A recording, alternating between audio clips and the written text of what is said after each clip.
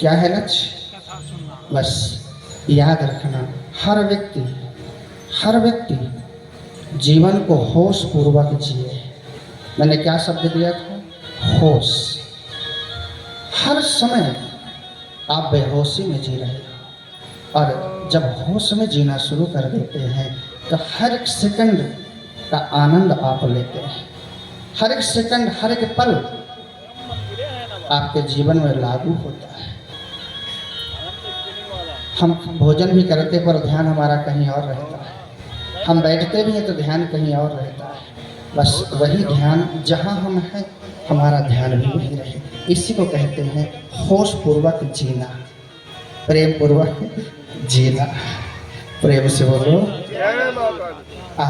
बंदो। कहा कि जब आप चले गए थे तो यहाँ अकाल पड़ा था, और उस समय इतना ज़्यादा अकाल पड़ गया था स्वामी कि जब तक फल थे तो हम वन जा कर के फल एकत्रित करके लाते थे, बच्चों को खिलाते थे स्वामी। लेकिन जब फल भी ना रह गए, पेड़ सूख गए, तो अब खाने के लिए कुछ ना रहा, कुछ न रहा जब पाने के लिए, तो मैंने विचार किया कि एक बड़े बेटे को मैं बेच देती हूँ। विश्वामित्र जी की धर्मपत्नी कह रही कि एक बच्चे को मैं बेच देती हूँ। जब उस बच्चे को मैं बेचने के लिए गई ना, तो बालक जोर जोर से रोने लगा, माँ मुझे क्यों बेच रही हो, मैं आपके पास रहना चाहता हूँ। तब त्रिशंकु ने देखा, कहा देवी ये बालक क्यों रो रहा है? कहा अब मेरे पास कुछ खाने के लिए नहीं, बच्चे भूखे मर रहे हैं, इसलिए बड़े बालक को मैं बेचना चाह रही हूँ। तब वह त्रिशंकु राजा ने कहा, देवी आप अपने कुटिया में जाइए, मैं नित्य आपके और आपके मैं नित्य टांग दिया करूँगा, रख दिया करूँगा, आप यहाँ से अपने लिए भोजन लेकर के जाना, प्रसाद लेकर जाना। उस समय इतनी स्थितियाँ जब गरीब स्थितियाँ जब ठीक नहीं थी, उस समय त्रिशंकु ने हमारी मदद करी थी।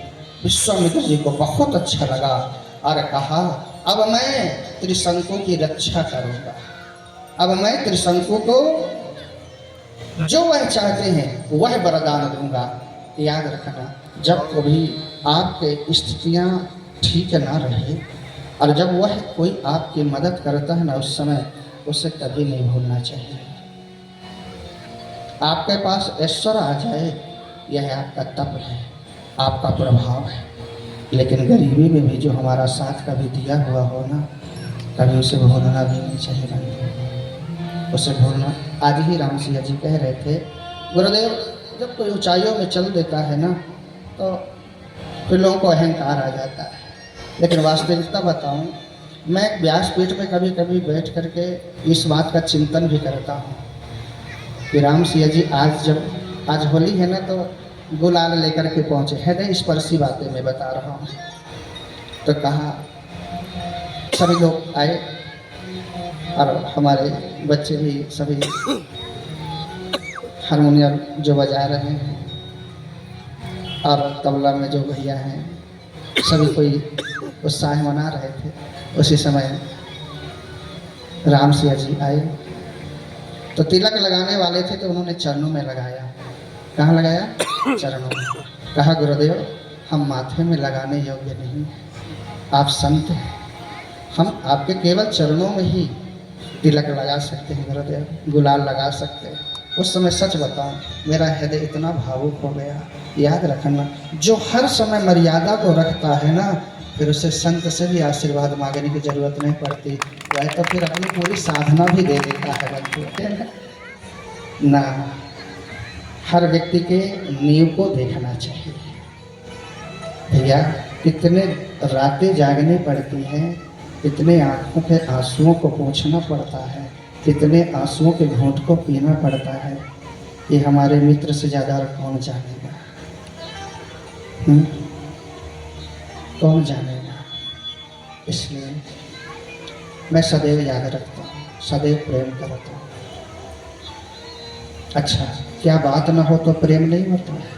अरे भैया, प्रेमी तो वो होता है जिंदगी में कभी बात ना हो लेकिन जब ये देखेगा तो उसके चेहरे को देखकर उन पे आंखें भर आएंगी। क्यों? क्योंकि वो बचपन की यादें जो रहती हैं वो